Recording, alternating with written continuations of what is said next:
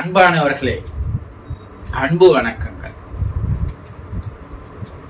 நாள்தோறும் தொடர்ந்து இந்த சேனலை பார்த்து வருகின்ற உங்களுக்கு என்னுடைய மனமார்ந்த நன்றிகள்.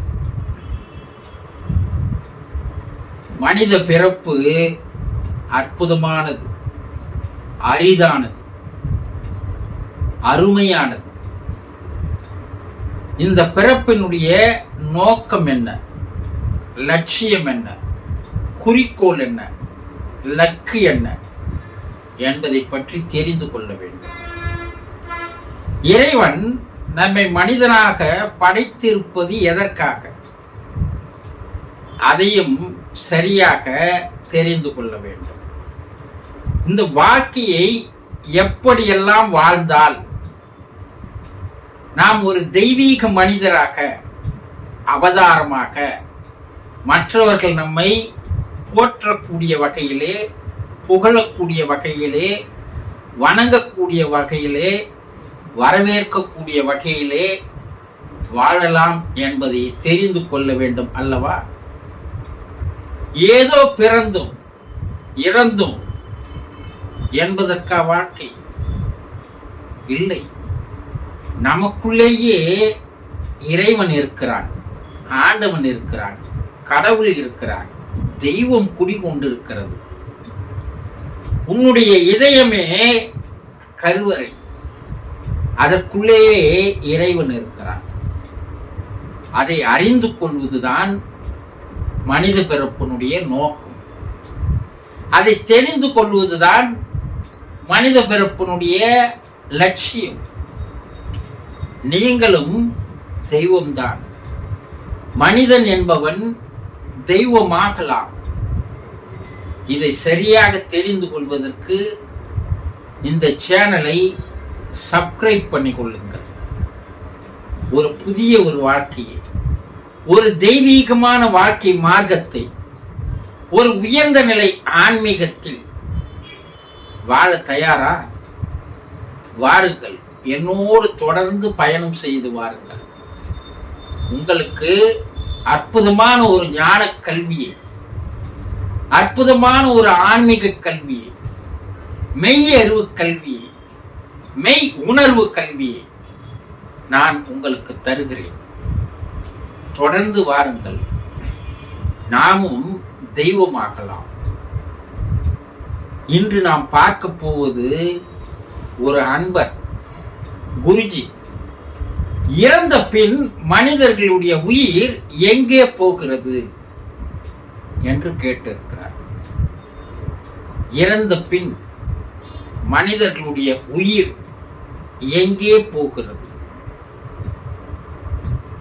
இறப்பு என்பது என்ன, சாவு என்பது என்ன, மரணம் என்பது என்ன, இதையெல்லாம் விலாவரியாக தெரிந்து கொள்வது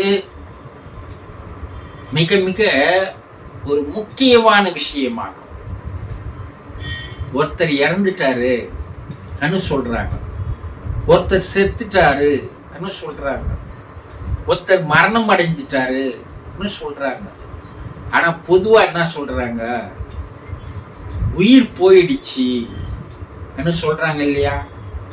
அந்த வார்த்தையை பாருங்க, உயிர் போயிடுச்சு. ஆனா நம்ம என்னைக்காவது கேட்டு இருக்கிறோமா அந்த உயிர் எங்க போயிடுச்சு? கேட்பதில்லை. உயிர் போயிடுச்சு, அது எங்க போயிடுச்சு, எந்த இடத்துக்கு போயிருக்குது, அதனுடைய நிலைகள் என்ன, இதையெல்லாம் தெரிந்து கொண்டிருக்கிறோமா? கிடையாது. இந்த உடலிலே வாழ்ந்திருந்த உயிர் வெளியேறி விட்டதுன்னு தானே சொல்லணும். ஆனா ஏன் சொல்றாங்க? நம்முடைய முன்னோர்களுடைய வார்த்தைகளிலேயே அதனுடைய முழு அர்த்தத்தை வைத்திருக்கிறார்கள். உயிர் வெளியேறி விட்டது என்று சொல்வதற்கு பதிலாக என்ன சொல்றாங்க? உயிர் போயிடுச்சு. அந்த உயிர் எங்க போயிடுச்சு தெரிஞ்சுக்கணும் இல்லையா? இந்த உடம்புக்குள்ளே, இதை உடல் என்று சொல்கிறோம், உடலுக்குள்ள உள்ளம் என்று இருக்கிறது, மனம் இருக்குது இல்லையா? உங்களுக்கு உள்ளம் என்று இருக்கிறது. இந்த உள்ளத்தையும் உடலையும் இயக்குகின்ற செயல்படுத்துகின்ற ஒன்றுதான் உயிர். இந்த உடல் வாழ்வதற்கு தகுதியற்றதாக மாறும் பொழுது அந்த உயிரானதுன்னா அது வெளியேறி விடுகிறது. முதல்ல உயிர் எப்படி இருக்கும்? உயிரை கண்ணால பார்க்க முடியுமா? காற்று கண்ணால பார்க்க முடியுமா? கடவுளை கண்ணால பார்க்க முடியுமா? உயிரை கண்ணால பார்க்க முடியுமா? நான் சித்தர்கள் என்ன சொல்கிறார்கள்? பார்க்கலாம். அதற்குண்டான நிலைக்கு உங்களை நீங்கள் உயர்த்தி கொண்டால் அதை நீங்கள் பார்க்கலாம். அது ஒரு ஒளியாக இருந்து கொண்டிருக்கிறது. உங்க உடல்ல அது ஒரு ஒளியாக இருக்கிறது. எப்படி ஒளியாக இருக்கிறது? ஒரு விட்டில் பூச்சி பின்னாடி இருக்கின்ற அந்த ஒளி எந்த அளவிற்கு இருக்குமோ அந்த அளவிற்கு ஒளியாக உயிர் உங்கள் உடலிலே இருக்கிறது. அது என்ன சொல்றாங்க? கடப்பா சச்சிதானந்த சாமிகள் அவர்கள் ஒரு புத்தகத்தை எழுதியிருக்கிறார். அதுல என்ன சொல்றாருன்னா, இந்த இருதயத்திற்கும் இந்த நுரையீரலுக்கும் நடுவில் கல்லீரல் என்று ஒன்று இருக்கிறது. அது எப்படி இருக்கும்னா, ஒரு தாமரை மொக்கை தலைகீழாக தொங்க விட்டா எப்படி இருக்கும்? அது போல இருக்கிறது. அந்த தாமரை மொட்டை இரண்டாக வெட்டி பார்த்தோமையானால் அரசலை எப்படி இருக்குமோ அது போல அமைப்பில் இருக்கும். ஒரு மாங்காய் ஷேப்ல கட் பண்ணீங்கன்னா எப்படி இருக்குமோ அது போல இருக்கும். அதற்குள்ளே பள்ளம் இருக்கும். அதற்குள்ளே ஒரு 10 சொட்டு நீர் இருக்கும். அந்த நீருக்குள்ளே தான் அந்த ஒளியானது உயிரானது இருந்து கொண்டிருக்கிறது. அது வெளியேறி போகும்போது நாக்கு வறண்டு போகிறது, சுவாசம் நின்று போகிறது என்று கூறுகிறார்கள். அது வெளியேறிடுச்சுன்னா நாக்கு வறண்டு போயிடும், அதில் இருக்கிற தண்ணி வறண்டு போய்விடும். ஒரு சிலருக்கு இறக்குற நேரத்துல வாயில தண்ணி ஏன் ஊத்துறாங்கன்னா, அதில் போய் அந்த 10 சொட்டு நீரானது அதில் போய் நிற்கும் போது வெளியே போன அந்த உயிரானது மறுபடியும் உள்ளே வந்து விட்டால் அவர்கள் பிழைத்து விடுவார். அதுக்குதான் சாகிற நேரத்தில் அவனுக்கு தண்ணி ஊற்றுவது. அந்த உயிர் ஒளித்தன்மையாக இருப்பதை உங்களால் காண முடியும் என்று சித்தர்கள் கூறுகிறார்கள். எப்படி காண முடியும் என்று சொன்னால், உங்களுடைய புருவ மத்தியிலே அந்த உயிரை உங்களால் காண முடியும். ஆனா அந்த காண்கின்ற நிலைக்கு உங்களை நீங்கள் எப்ப நீங்க உயர்த்தி கொள்கிறீர்களோ அப்போதுதான் அதை பார்க்க முடியும். அதைதான் ஒளி ஒளி எல்லாம் ஆனாய் நீயே என்று பாடலாக பாடுகிறார்கள். அந்த ஒளியைத்தான் நாம் ஆன்மா என்று சொல்கிறோம், ஆத்மா என்று சொல்கிறோம், ஜீவன் என்று சொல்கிறோம், ஜீவாத்மா என்று சொல்கிறோம். அது உடலை விட்டு வெளியேறியவுடன் அந்த ஒளி வேறு ஒரு உருவத்தை எடுத்துக் கொள்கிறது. என்ன? அதற்கு பெயர்தான் ஆவி உடல் என்று பெயர். அந்த ஆவி உடல என்ன ஆகுது? அது சூக்கும உடலாக, ஸ்பிரிச்சுவல் பாடியாக, அது சரீரமாக, கண்ணால் காண முடியாத ஒரு சரீரமாக அது இருக்கிறது. இறந்து போனவருடைய எதிரிலேயே அந்த சரீரம் நின்று கொண்டு தான் இத்தனை ஆண்டுகள் வாழ்ந்து வந்த அந்த உடலை பார்த்து அது என்ன செய்கிறது என்றால், மறுபடியும் அந்த உடலுக்குள் புகுவதற்கு, நுழைந்து கொள்வதற்கு, திரிய அந்த உடலிலேயே வாழ்வதற்கு அந்த சூக்கும சரீரமானது முயற்சிகளை பண்ணுகிறது. ஆனா முடியல. முடிந்தால் அவர் எழுந்து விடுவார். அது போல நிகழ்ச்சிகள் பல நடந்தது உண்டு. இறந்துட்டான் சொல்லி 5 மணி நேரம் 6 மணி நேரம் புத்தி எழுந்தவன் இருக்கிறான். இறந்துட்டான் சொல்லி சுடுகாட்டுக்கு எத்துமே அவனை புதைக்கிற நேரத்தில் எழுந்து நின்னவன் இருக்கிறான். இதெல்லாம் அதிசயங்கள். போன உயிர் மறுபடியும் அந்த உடம்பில் முயற்சி செய்து உள்ளே வந்து விட்டால் அவன் உயிர் பிழைத்து விடுகிறான். ஆனா அந்த உடலுக்குள் நுழைய முடியாமல் அது நின்று போனால் அவன் இறந்தவன் தான். ஆனா அந்த சூக்கும உடல் இருக்கிறது பார், அது அந்த உடலை சுற்றியே வந்து கொண்டிருக்கும். அந்த உயிரானது அந்த உடலை சுற்றியே இருந்து கொண்டிருக்கும். பல மணி நேரங்களுக்கு அது மேலே 8 அடி உயரத்தில் மேலே நிற்கிறது என்பதை இன்று ஆவி உலக ஆராய்ச்சியாளர்கள் கூட 100% நிரூபித்து காட்டியிருக்கிறார்கள். அத புகைப்பட கருவியில் அதை படம் பிடித்தும் காட்டுகிறார்கள். விஞ்ஞானம் அந்த அளவிற்கு வளர்ச்சி ஆகிவிட்டது.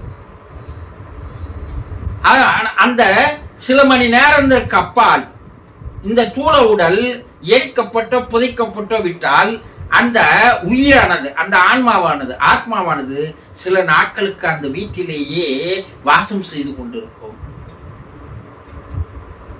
பின்பு 16 நாட்களுக்கு பொறுத்து அந்த ஆன்ம உடலானது, ஆத்ம உடலானது, சூட்சும உடலானது அது என்ன செய்யறதுன்னா ஆன்ம உலகில் போய் அங்கே சேர்ந்து வாழ ஆரம்பிக்கிறது.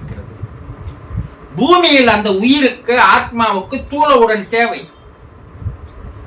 ஆவி உலகிலே, ஆத்ம உலகிலே, பிரம்மலோகத்திலே, யமலோகத்திலே அதற்கு தூள உடல் தேவையில்லை. அதற்கு சூக்கும உடலே போதும், ஆவி உடலே போதும்.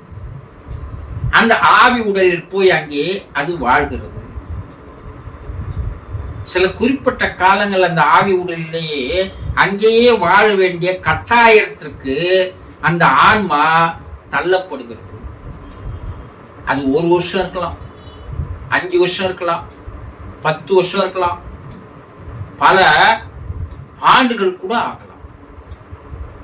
அது கர்ம வினை என்று சொல்லுவார்கள். அதை பத்தி நம்ம இப்ப போவோம். பல ஆண்டுகள் அங்கே வாழ்கிறது.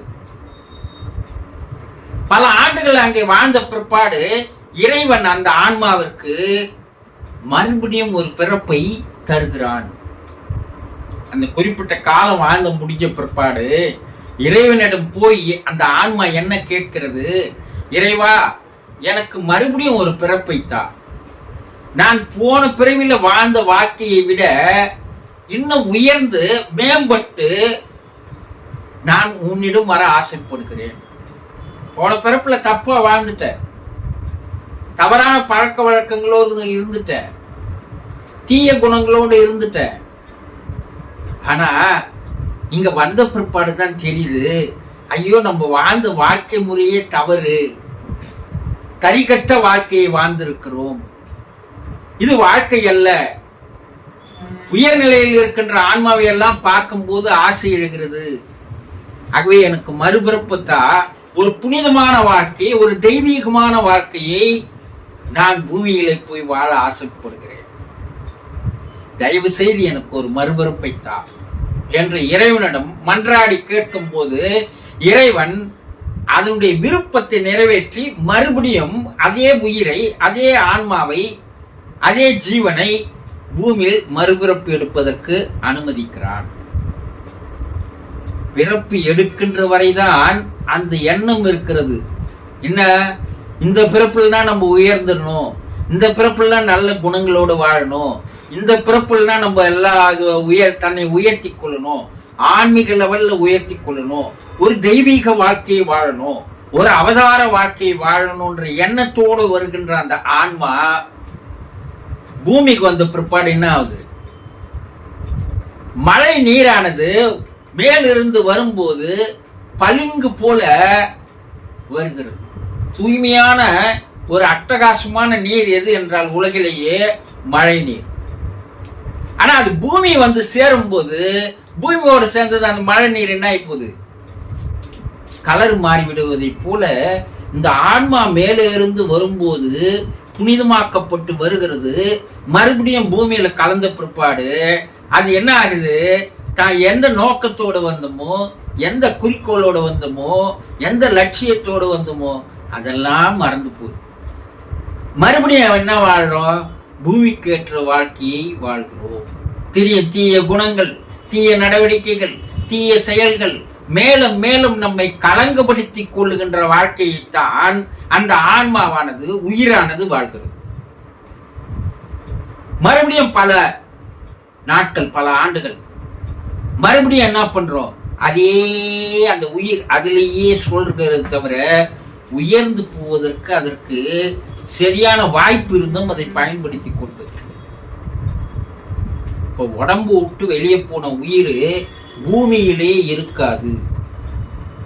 உடம்பை விட்டு அந்த ஒளியானது வெளியேறியவுடன் அது ஒளி உடலாக, ஒரு சூட்சுமான ஒரு ஆவி உடலாக, வெண்மை நிற உடலாக, இலவம் பஞ்சு போன்ற பறவையினுடைய சிறகு போல அதனுடைய வெயிட்லெஸ் என்று சொல்லக்கூடிய பாடி, வெயிட்லெஸ் பாடியாக அது மாறுகிறது. அது அந்த உருவத்திலேயே மேலே செல்கிறது, மறுபடியும் வருகிறது. இப்போ உயிர் போயிடுச்சு. உயிர் எங்க போயிடுச்சு? உயிர் பூமியை விட்டு மேலுலகத்திற்கு போயிடுச்சு. இதுதான் அந்த வார்த்தையினுடைய உண்மை தன்மை. உயிர் வெளியேறிடுச்சுன்னு யாரும் சொல்றது இல்ல, உயிர் போயிடுச்சு. அப்போ அந்த உயிர் எங்க போயிடுச்சு? பூமியை விட்டு ஆவி உலகத்திற்கு போயிடுச்சு. அது அடுத்த ப்ராசஸ்க்கு தயாராகுது. இதையெல்லாம் சரியாக தெரிந்து கொண்டீர்களேயானால் இப்போது நீங்கள் வாழ்ந்து இருக்கின்ற வாழ்க்கையை ஒரு புனிதமான வாழ்க்கையாக, ஒரு தெய்வீகமான வாழ்க்கையாக, உயர்நிலை ஆன்மீக வாழ்க்கையாக வாழலாம் அல்லவா?